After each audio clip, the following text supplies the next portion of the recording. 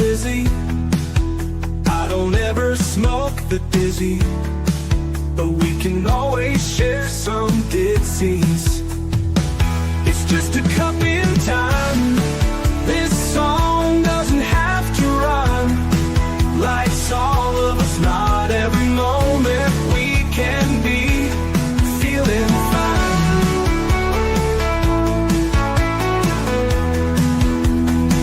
I wanna share a moment, just a second if you will, maybe even a cup of thrill. We could share this performance. It's tea time, come sit with me. Well, welcome guys, Miss Liz in the house, and I am so happy to be here. I have an incredible lady in the back of the studio, Sherry Lynne Williams, and we're going to be sharing her tea today on Tea Time. And as you guys know, Miss Liz doesn't serve a beverage. I serve their stories through their words and that. So today's story, tea, is adversity with humor, courageous with compassion, and transform with gifts and purpose. That is the tea we are serving today on Tea Time with Miss Liz.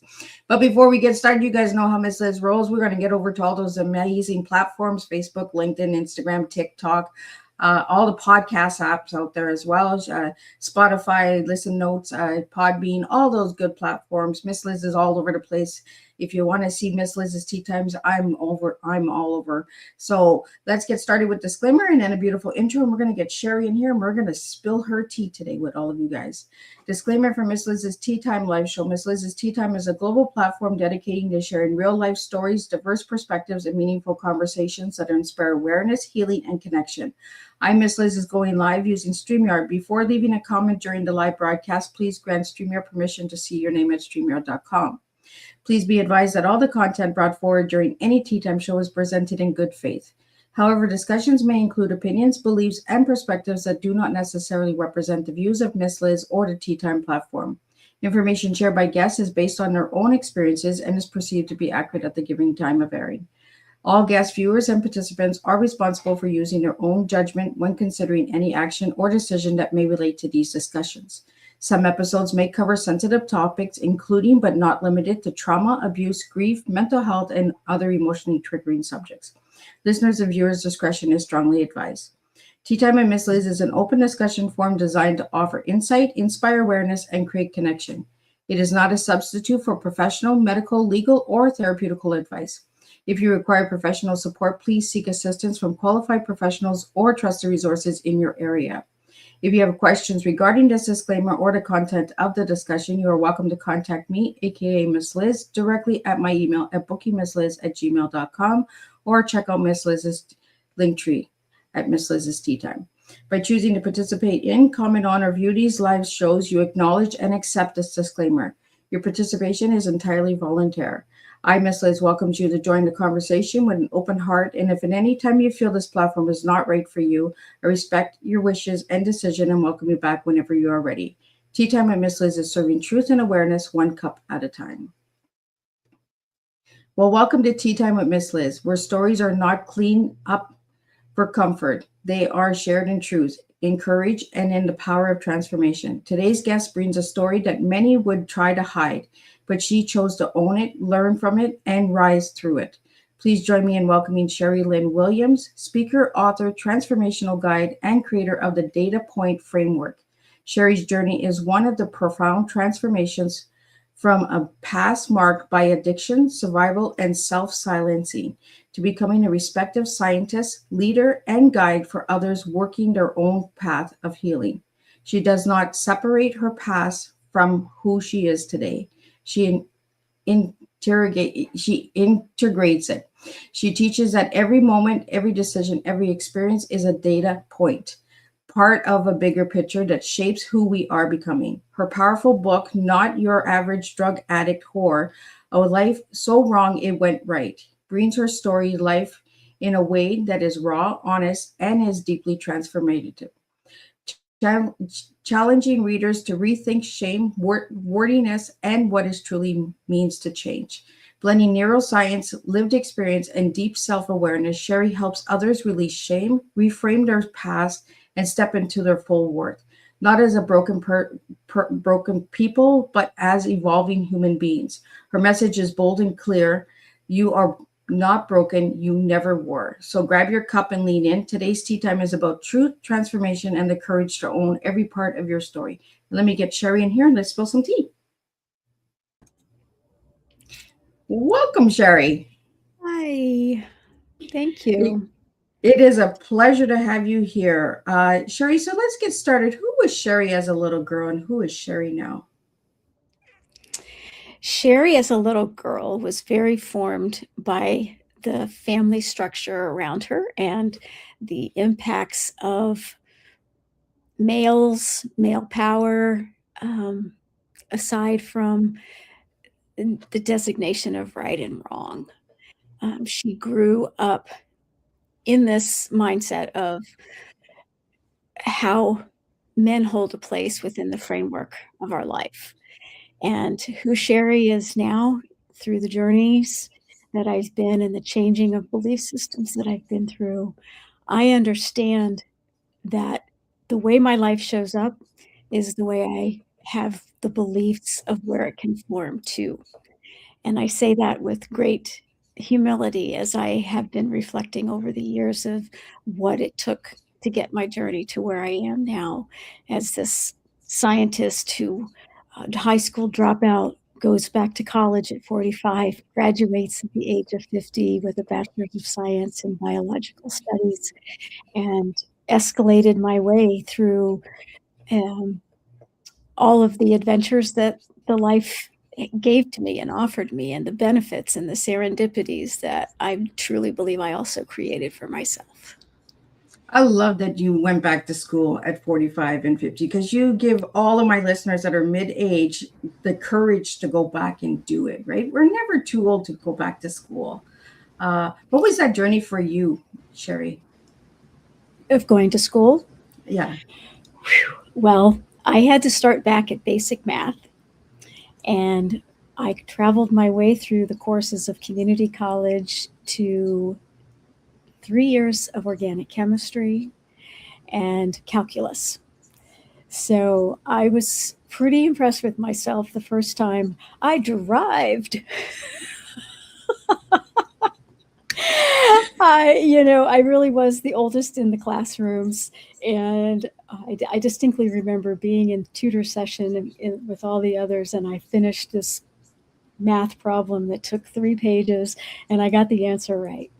So it was not easy, but I learned the tools that I needed. I learned I needed to record the lectures. I learned I needed to put them on this recorder and slow it down so that I could absorb everything the teacher said.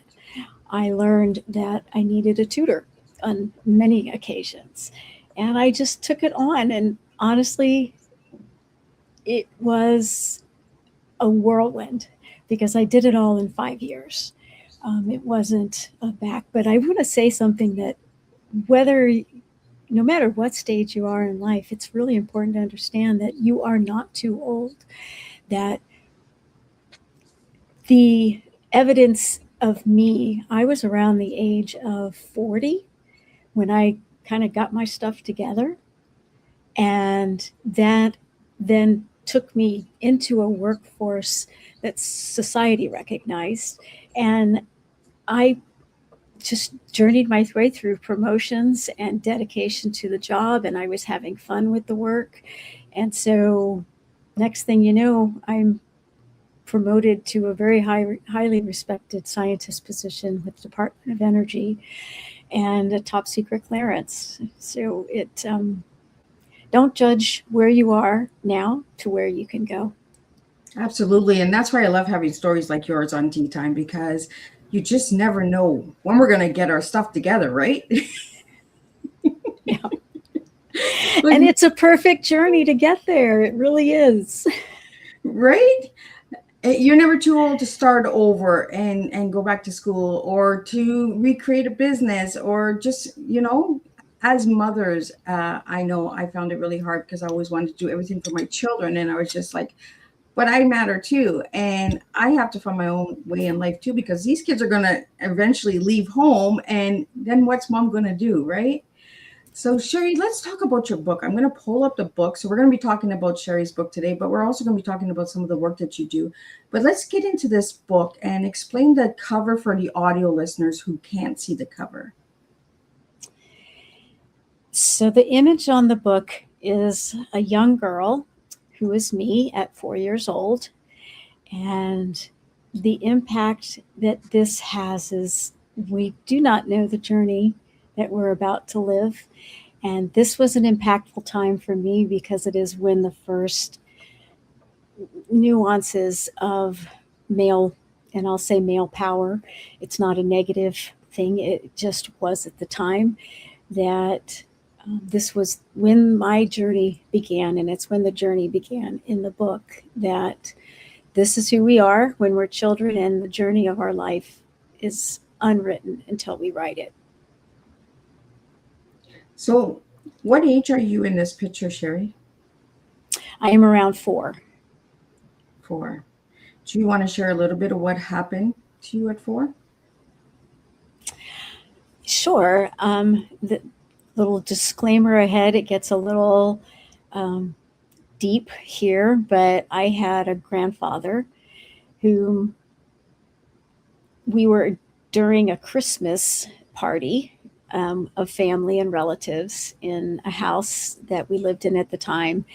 And my grandfather began a process that continued for, I don't even know how many years it continued, but I wouldn't say years because he kind of disappeared from my life, but he sat me on his lap and began putting his hands under my dress and fondled me until I came to an orgasm. And I didn't, of course, see any harm, any foul. It was a molestation that carried itself through the rest of my life as I began to see reflections of what men viewed the woman's body as, to kind of dance around the mindset that there are in this day and age. So this would have been in the late 60s, 1960s. And men had a way of managing women's lives. And also they impacted us in our mindset, how we showed up publicly. And I'll kind of leave it at that. So Sherry, how did you get the cover, the name of your book? Not Your Average Drug Addict Whore.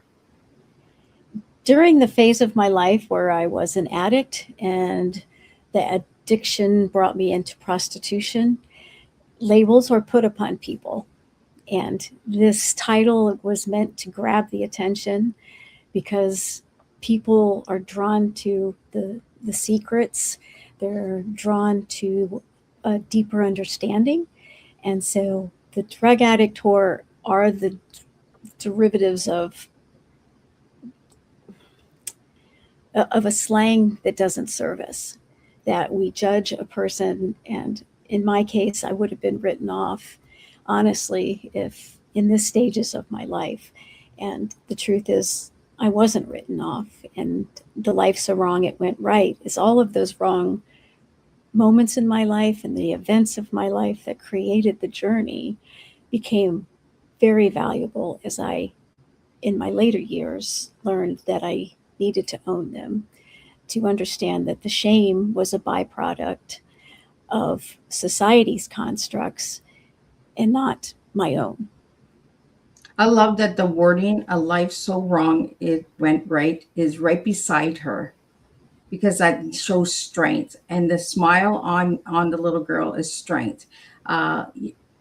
Being a survivor of abuse as well from family member, I totally get it. And the cover is just empowering, inspiring, and truly gives other people who are hiding in shame and that a voice as well. So what we have a question here is, this really makes me think, how did you find the strength to turn things around, Sherry? It was a journey of watching myself. there's a book that I know is in me that has to do with this very tough subject. I had an observer. That's what I call it. Be it source, an angel, God, but over time, the observer was very distant, and it was watching the steps I took, the moves I made, the shameful, there's that word, acts that traveled me down a path. And as I got closer and closer to being a witness to my own self in this journey, that observer began to get so close to me that I felt it in my heart, in my chest area. I didn't understand it then, what was going on, but it was guidance and it was direction.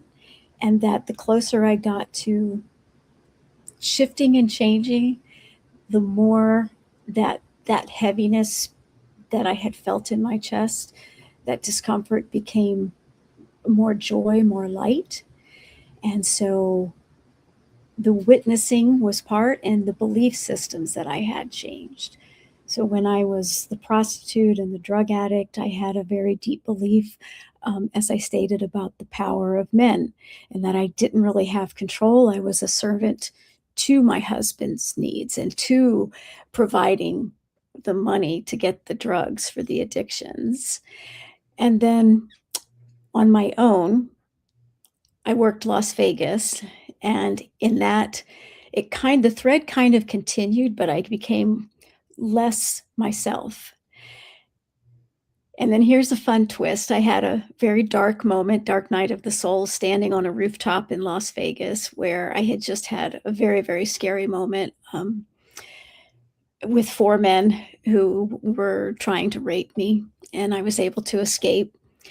And I ended up getting employment, we'll call it, at a brothel. And in that experience, I found safety. My nervous system got to relax. I had a sense of family around me. Someone had my back. I was safe. So my belief system changed once again to one that, hey, Sherry, you're okay. You're doing really well here. And I found a sense of my own self and a sense of empowerment, and even called myself an entrepreneur of sorts.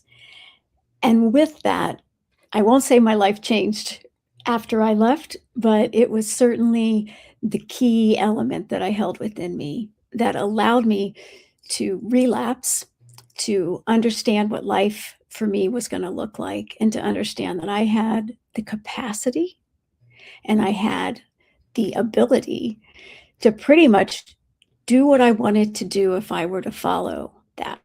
So there came a time I would look at classified advertisements and I would go, oh, that sounds fun. Oh, that sounds fun. I had no idea what these jobs were, but I had potential in me. I felt like, just do it and move. And so again, wasn't the last time I relapsed, but it was certainly the shift in belief systems. So I figured I had 3 different belief systems up to that point. And our beliefs can change, and what shows up in our life is reflective of those beliefs that we carry for ourselves. Absolutely. Well, Sherry, we have a question here for you. What inspired you to finally share your story publicly? Oh, I love this question. I, as the respected scientist I was, managing major projects, I had a hidden life, and I knew that I wasn't showing up fully. I didn't understand why, so I decided I would delve into the why. And it came down to shame, came down to embarrassment. And then I had to reflect that, why are you ashamed? You did the things that were needed at the time. You were in the place that you were at the time. And Sherry, isn't that what life's all about? So I sat down. The shame was the hardest. Breaking down the earlier parts of the story and finding what I call the golden thread of the mindset of power and men and my own belief system about who I was and how I could show up, it traveled me through. And then when I finally got down to the shame, it was society that was informing me that I should be ashamed. And I was able to take that shame and say, with dignity and with lack of shame, that guided me to be the person I am. And I even noticed that the work in the brothel, so different than the work on the streets of Las Vegas, showed me that men just wanted companionship. They just wanted someone to listen to them for a minute. And then I realized it taught me the compassion and love that I've carried into the woman I am now, that every person wants is to have connection and to be loved and to be listened to. And that was when I went, oh, wait, how can you be ashamed of that journey that brought you to these gifts? So absolutely. And that goes to your T, right? Transform with gifts and purpose. Your story gave you a purpose. A lot of people who haven't gone through these journeys will not understand the purpose, right? Taking the pain and turning it into a purpose. But the ones who have gone through these journeys will understand what we're talking about today. And we have a lot of listeners that are thanking you, Sherry, for sharing your story and inspiring them to share their stories as well. And you know, there's a lot of men that get misunderstood when it comes to brothels and that. And like you said, they're looking for companionship, right? But society tells us that that's not what that's for. You know, and you mentioned something that really stood out is society gives shame. Society gives shame on so many things in life. So Sherry, what was the hardest moment in your transformational journey? We have a question from Mick Cole about the transformation journey. Can I have several? Yeah, absolutely. You can have as many as you want, girl.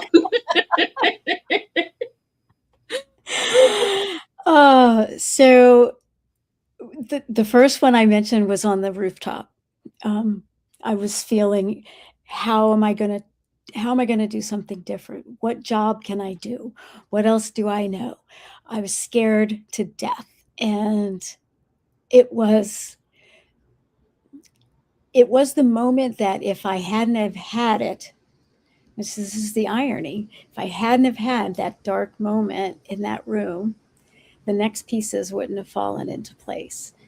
And so I say a moment of transformation was standing on that rooftop, scared to death, wondering what I was going to do. I answered a little tiny ad in the Penny Saver newspaper that sits in the rack outside the grocery store. And it was like, I was drawn to it. It was almost like there was like ethereal light and I was like, oh, I don't even know what this is. It didn't say brothel. It just gave some random description of a job. And so I answered it, and I ended up driving from Las Vegas to this little mining town called Winnemucca, Nevada. And in my story, I joked that there was more glitter in the backseat of my car on the dresses than there was in this entire town. So I work at the brothel. I have a conversation. So we're talking truckers who are on the road constantly. You know, they don't have a family, so to speak. There were business travelers. There were disabled men. And so it was all about bringing laughter to their life and listening to who they were. And so that was another transformation for me, is seeing a different side of humanity. And again, owning my own safety, that allowed me to feel very strong. And with that, this is a funny story. So I wanted to get back out in the business of society. So I said, well, I need a resume. And I had this gap of time, right? And so I said, well, what are the attributes of a prostitute? Basically, I came down to customer service. Well, you know, and communication skills. Exactly. Excellent communication skills, able to deal with difficult and challenging personalities. So I wrote this little paragraph in my resume to cover this time of various customer service positions.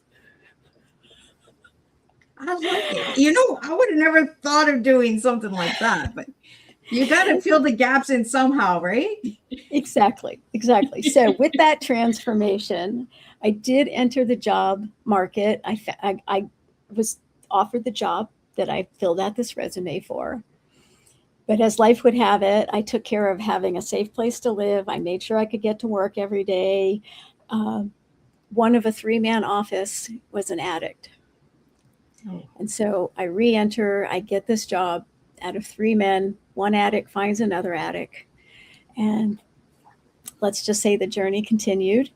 And the final transformation that allowed me to totally quit doing the drugs was being a witness to someone who was 100% clean and watching him pretty much lose everything. He was so proud of his new truck. He had just gotten approved for a home loan and was working on his new house. And in a matter of 6-8 months, everything just fell apart. And it was as if the universe was looking at me and my angels were like, so, do you see where this is going? Yep.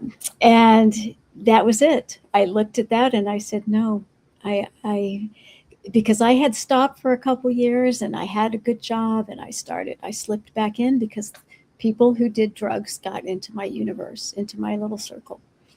And that is the biggest no that I would tell anybody who's in any kind of drinking or addiction is you cannot have that element close around you. It just will not work. You have to change the circle, right? Yeah. And it's like that with everything in life, right? You have to change circles if you want to grow, right? If you want to evolve. It doesn't only depend on trauma and abuse and stuff like that. In the business world as well, right? We have to change our circle sometimes. We have to leave tables and go to a new table. We have some questions that are coming in that I'd like to get out to you. And then I have some questions for you as well. And I want to get into the tea. So the first one I'm going to jump into is, because it's been here for a bit, just let me get it here, is how can someone start reclaiming their identity today, Sherry? Sit down with yourself and close your eyes. Go from here, I say, go from your head down to your heart and feel. Bring your breath to your heart and just sit with this space as a question and listen for the answer. Bring out the questions of the elements in your life.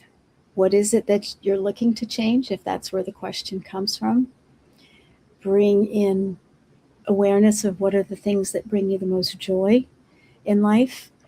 From now, I feel the joy when I do my work.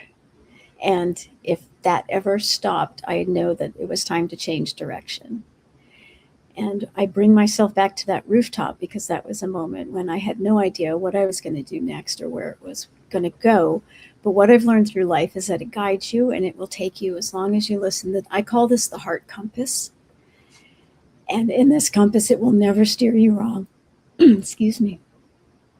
So that would be the best place to start, is sit with yourself here and your identity will show itself. And Sherry, the next question we have that's coming in from Antone is, how do you deal with shame from the past? I no longer feel the shame because the awareness that I've brought to the understanding that the things that are considered shameful were labels put on by society. They are attributes that came to you through a series of activities that, well, I think we'll get to this later, that I call data points. And that when you bring your awareness to the moments, that shame then becomes almost a dignity, that you can carry the journey that took you through. And that shame just goes. It's no longer a shameful thing. It was a moment that gave me power. It gave me sovereignty to myself, and it gives me actually great, almost pride in the journey that I took, because I did the things that I did along the way in the perfect form that my journey was bringing me to become who I am and who I was always meant to be. And Sherry, from Lone Todd, we have, what role did support systems play in your transformation? We don't often talk about support systems, right? So let's talk a little bit about your support system. I am an outlier in that I was ex-nayed from my family in my 17, 18-year-old moments. There are many times I've thought that if I had the voices of the family who already didn't think very highly of me, who already had labeled me the slut, the whore, I probably wouldn't have gotten out and be as strong as I am. I feel that the social conversation tends to want to make a person feel less than. And I feel that when we have these moments of things that we've done or things that we've said, it is the respect of ourself that leads to the dignity and the awareness that lets us move forward. And shame is just something that's going to hold us back. So it's look at the cause of that shame, as there can be a lot of different ones, because society likes to shame us a lot.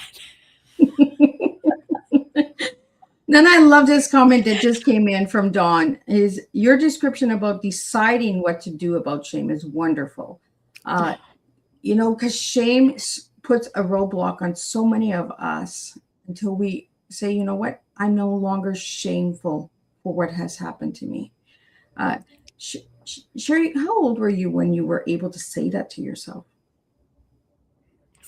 Oh, 40, probably 48, maybe almost 50. I think I was coming out of the college aspect. There was still historic shame that I can honestly say probably even 10 years ago, so 50 years of age, because I didn't understand it. And honestly, that's kind of why I'm here today, because it's important for us to reflect and to understand the power that we have and the power that we sometimes allow others to dictate upon us. And I'm a good person. I'm a good woman. Those moments of my life gave me a lot of tools that I carry today. And we have a question here. What message do you hope readers take from your book? And I'm going to pop up the book again for the listeners that just popped into the live stream.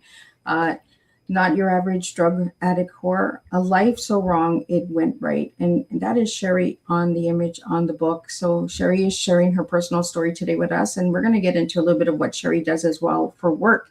So Sherry, what message do you want the readers to get?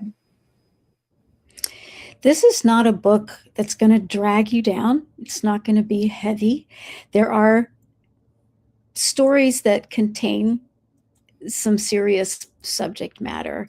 The hope from this is that every chapter has either a reflection or a revelation, that I tell a story and I journey us through, but there's always the takeaway that I follow each chapter with. And that's the hope, to see that it's all going to be all right. You're on a journey and it's all going to be all right.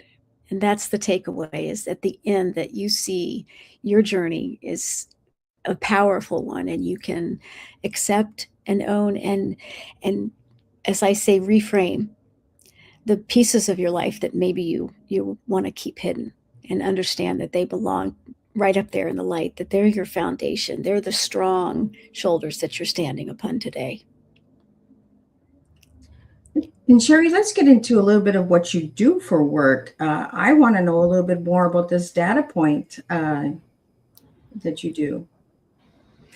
So the data points framework, as the budding 50-year-old scientist who went to school and college and started having to manipulate with graphs and putting in research data points, it occurred to me in my 50s that that's kind of like life, right? We have the things that fall below the line of a graph are considered the things we don't want to see in a research. And then the things that come above the line are the things we witness and we record and we put in all of our reports. And I got to thinking that these little things down in the bottom half are like moments of our life that we go, oh, that was bad, or I was a victim, or somebody did something, or I did something to somebody. And we put them in the proverbial dark closet in the basement. We put a big lock on the door and we bolt it so nobody ever has to look at it. In my journey, in my 40s, 50s, I'm now 62, I found each time I brought light to a memory that I had of my past, a recollection of somebody doing something to me, what did it serve to keep it down there? Because it's who I am today. And I started to uncover all the really beautiful pieces of me that came from those dark times, all the things I did that I didn't want to talk about. And I'm showing up to work every day, but all of these things are kind of stifled. So as I call them data points, I started moving each one up. I started to reframe how I spoke about it internally. This isn't something that I'm going out and telling everyone, but please don't feel like this is the required journey for anyone else. Everybody's journey is different, and that's why I really like, because you're giving them the opportunity to look at their journey in a different format. Yeah.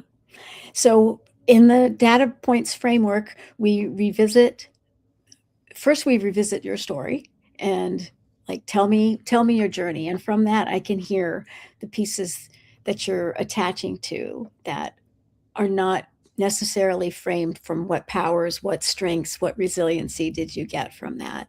So from those revisiting, we'll reframe the story, and then we take that and we move it into incorporating that new belief system into your everyday life.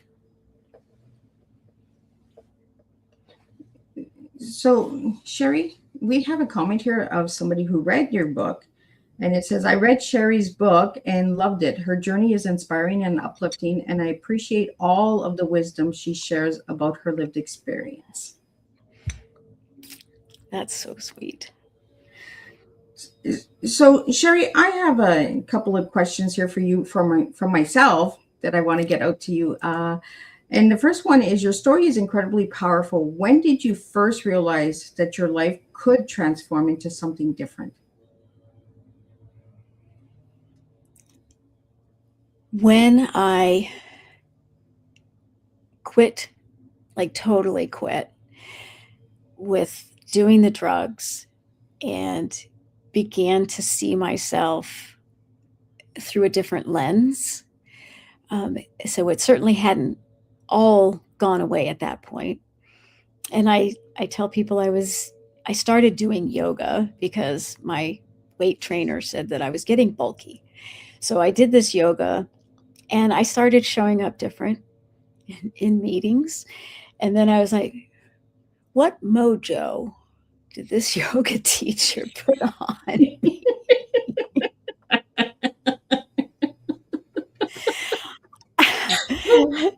So you know what I did with that? I went and took a 200-hour teacher training class for yoga so I could get the behind the scenes of what the mojo was. I love it. What is this going to give me? Let me go and learn this a little deeper, Yeah. right? Yeah. And so, and it was fascinating, but that was when I started introspection. I started self-help reading. I started attending conferences. I started going to week-long events of transformation and motivation. And I read all the books that I could get and took in the ones that made sense to me. And some of them I got a couple chapters in and set them aside.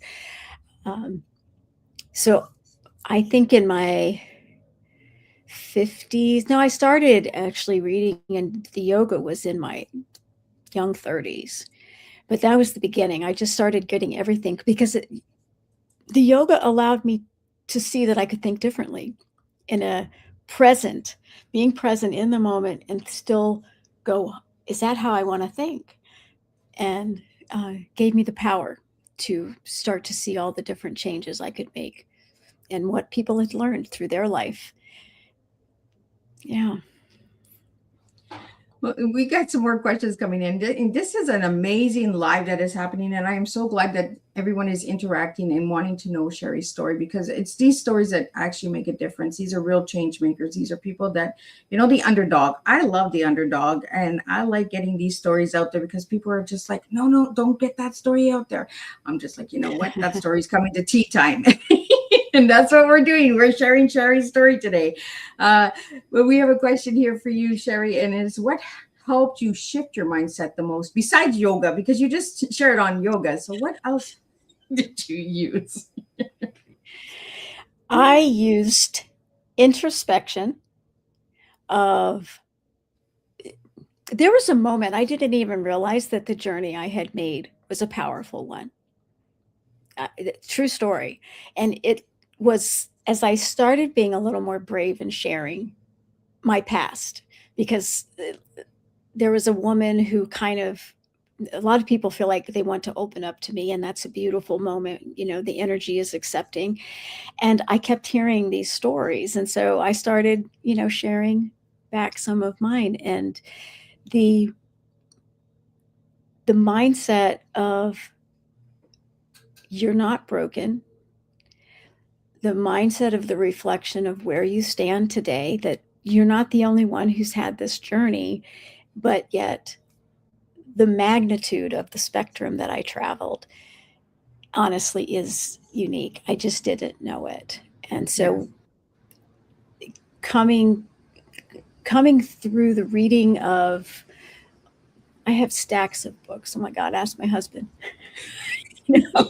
You're probably like me. I'm a book junkie. Oh gosh. Yeah. And you gain something from all of that. So the mindset shift came from evidencing myself and witnessing the journey that I had been on, and witnessing the powerful lessons that I carried forward, and now willingly accept that they may have come from a traumatic moment. It may have come from an unfortunate interaction. However, the strength and resiliency that I carry, and the brightness of sight, like I always am looking at everything with the brightest of perspective.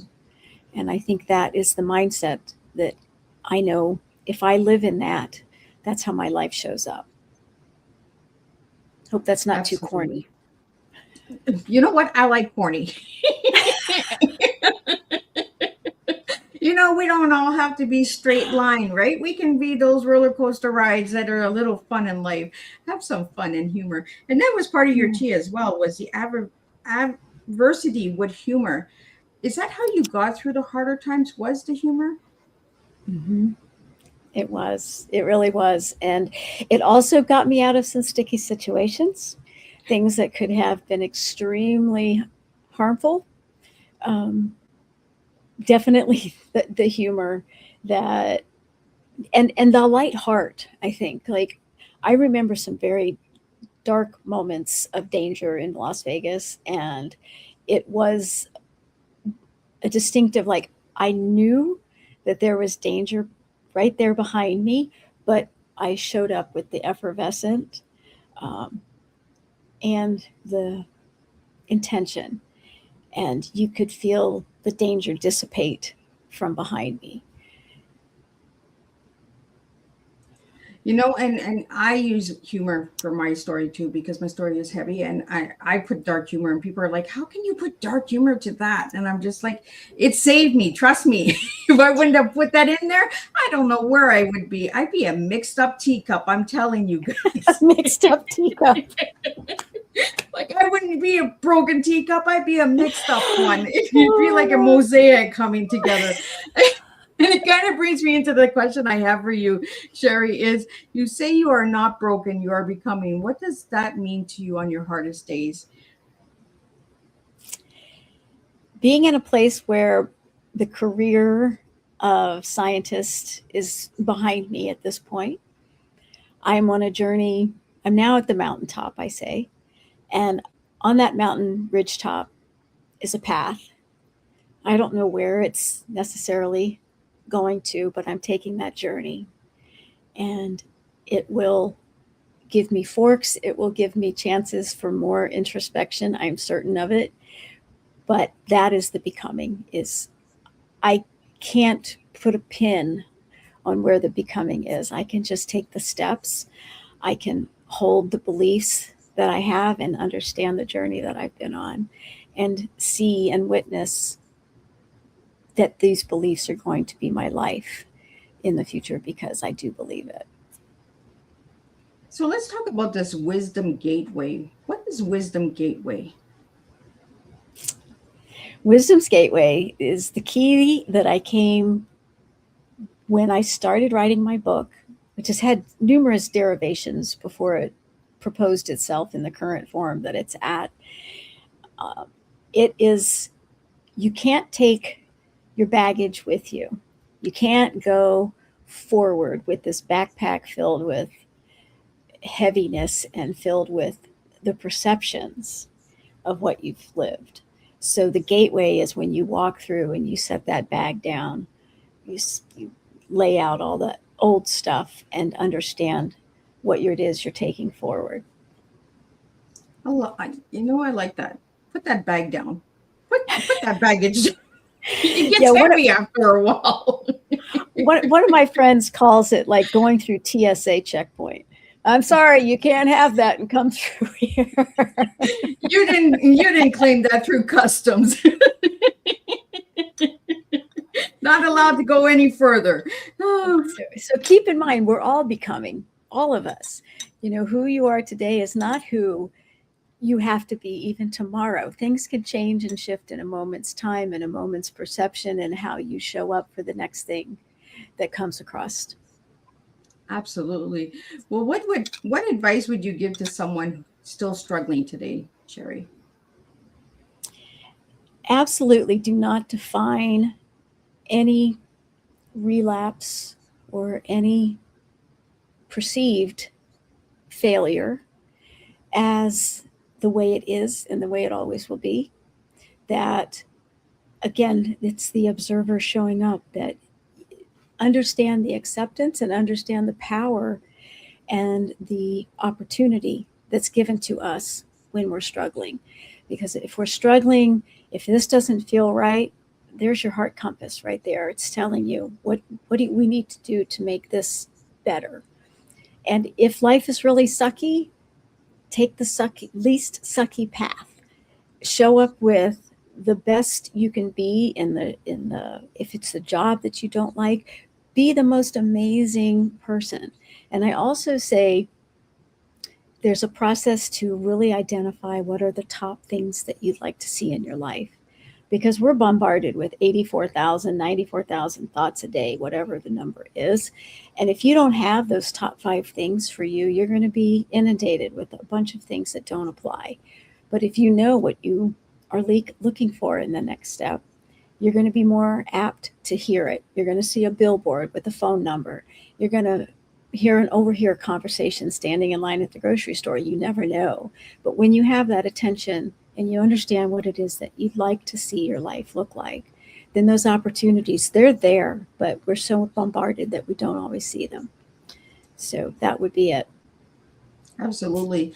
And we have a comment here that I want to get out to the audio listeners. If you're seeking help, 988 is a good text and call national hotline for anybody that is struggling. And if there was anyone that was triggered during today's tea time, make sure to reach out to Miss Liz. Miss Liz is here for support as well. And also, Sherry, I want to get into some little fast, fun questions here before we wrap up because the time is just flying by. And I want to get some of my questions out too, guys. I appreciate my listeners, but I want to get some of my stuff out.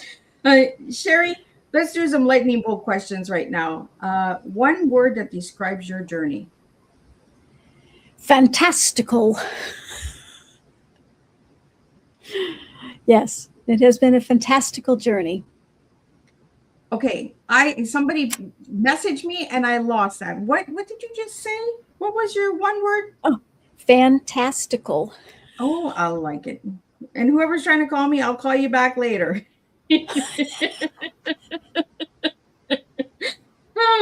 Courage or compassion, which comes first for you?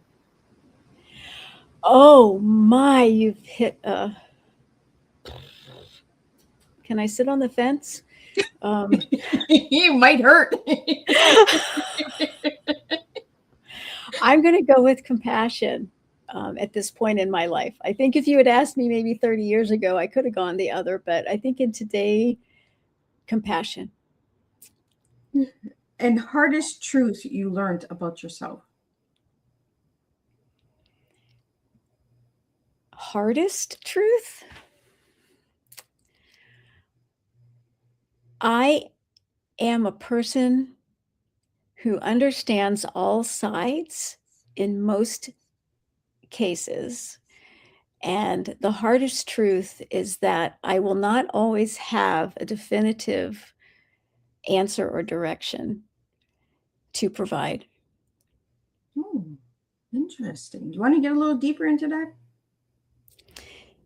Because we are all on our individual journeys and we are all very unique, and those moments from our data points are individual and unique, that the next piece is I can coach and help and we can talk through.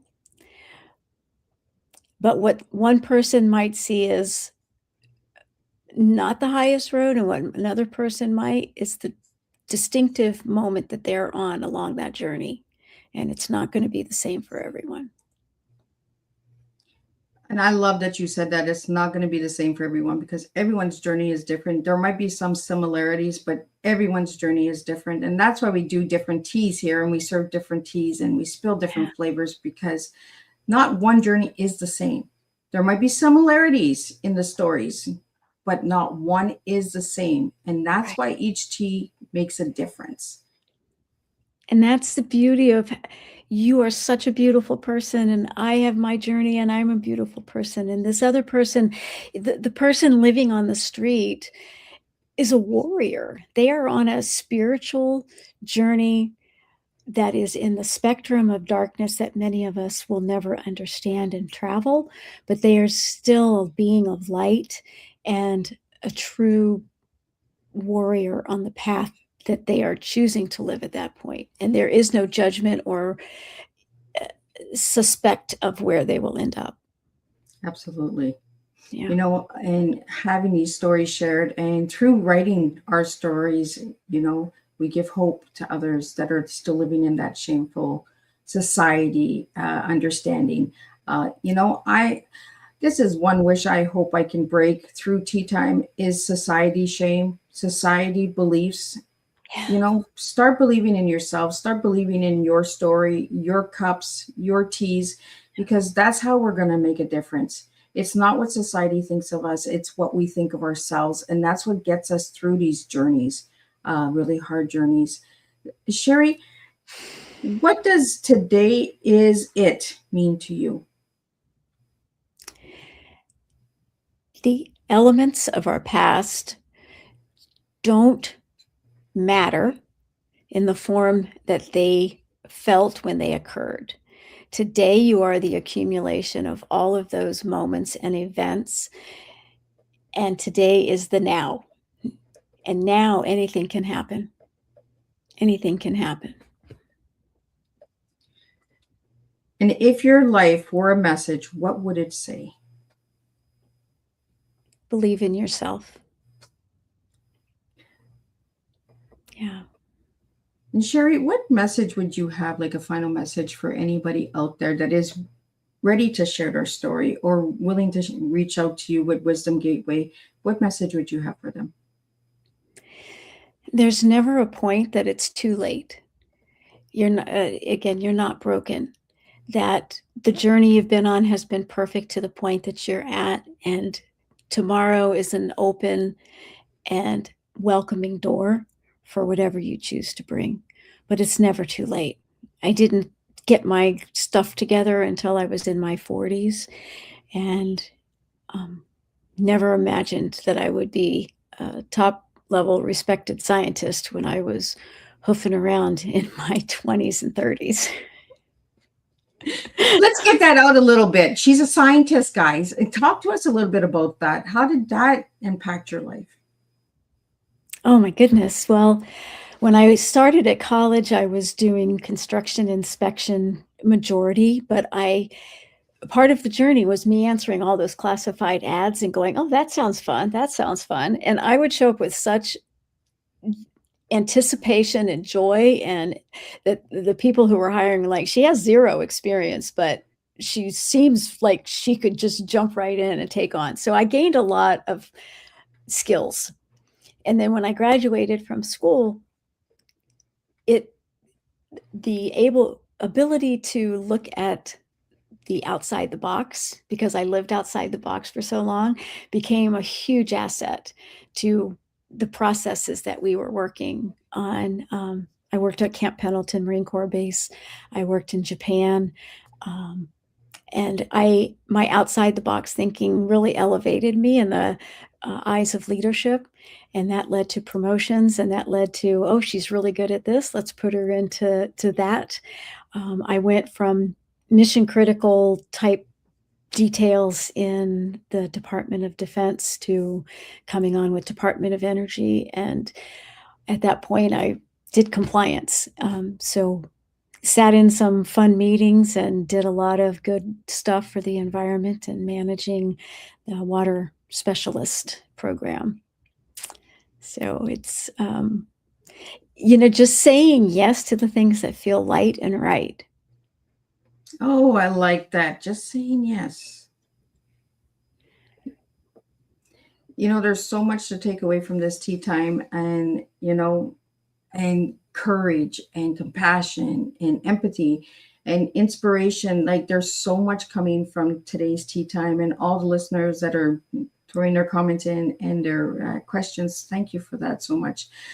Sherry, Yes, you gave me one word. I want to do that, and then we're going to wrap it up with a rerun of what we did today. You gave me the word unique to describe yourself. Why'd you give me that word unique? Did I say unique? Yeah, you said unique. Are you changing it today? She's changing it. She's not unique today. Did I do that? Well, what comes to me when I hear that word is the capacity that I've grown to understand that my thoughts create the life that I bring forward. And I say unique because there are many who would view it from the outside lens that would probably give it different names. And I choose to think that I'm unique because I was able to take those dark moments, turn them into treasures, and show up today and be a light, we hope, to send out to the many. Awesome. Well, I'm going to pull up your book again one more time. Let everybody know where they can get this book and your website, if you could just spell it out for all the audio listeners. Oh, that's wonderful. So the book name, Not Your Average, Drug Addict Whore, A Life So Wrong It Went Right. This book is available on Audible, and it is narrated by myself. It is available in Kindle and also paperback. Wisdom, oh, and find it on Amazon. Wisdom's Gateway. So it is WISDOMS Gateway, GATEWAY.com. And on that, you'll find some free access that I put on to a 3-step guide to unpack your past. And with that, there's a little masterclass that might come available. I'm available for speaking and keynote, and I look forward to making impacts with workshops as I continue to grow.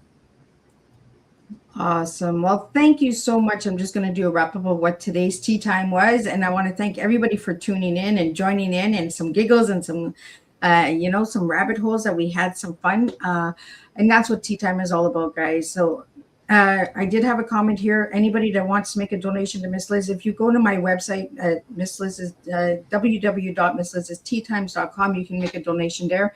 But I really encourage you guys to share these tea times. That's how you can help Miss Liz. Share the tea times, because they help the guests and they help save a life with somebody else that the story may resonate with. That's the way that you can make a donation for Miss Liz. Share the tea time. What a powerful and honest awakening conversation. Sherry, thank you for your courage, not just in what you lived, but in how you choose to share it so others can see themselves differently. Your story and your book reminds us that transformation is not only possible, it is already happening when we choose to look at our lives with awareness and compassion. This afternoon, we were reminded that shame loses its power the moment we stop hiding and start understanding. That every experience, even the painful ones, hold meaning when we allow ourselves to see it as part of our journey, not the end of it. Your work challenges us to rewire the way we see ourselves. Here is something to carry with you after this tea time. What if your story didn't go wrong? What if it went exactly the way it needed to bring you to where you are today? To everyone listening, your past is not your prison, it is your data. And that is what we choose to do with it. Becomes your power. Until our next cup, keep sharing, keep going, keep growing, and keep choosing to see your story as something meaningful, not something to hide from. And I'll see everybody at 7 p.m. and we'll do this all over again.